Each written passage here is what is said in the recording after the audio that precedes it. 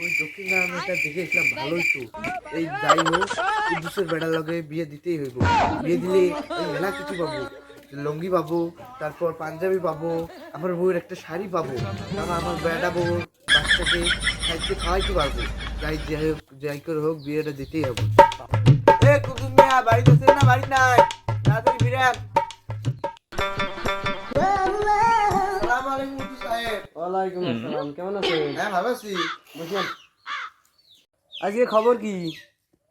ওই পাড়ার মাইয়াটা দেখতে শুনতে ভালো, কিন্তু ওরা ডিমেন্ড দিতে পারবে না। না না, ডিমেন ছাড়া আমার ছেলেকে আমরা বিয়ে দিতে পারবো না।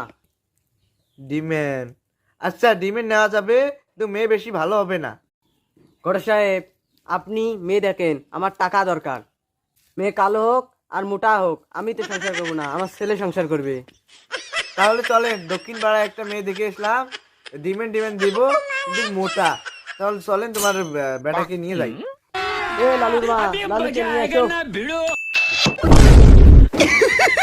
আব্বা, আমি রেডি, চলো মেয়ে দেখতে যাবো।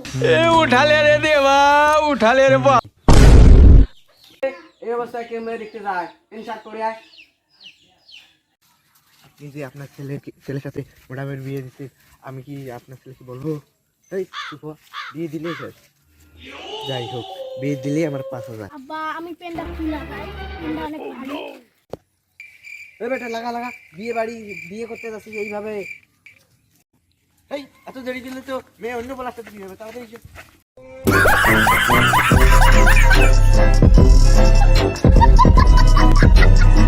Ha ha ha ha!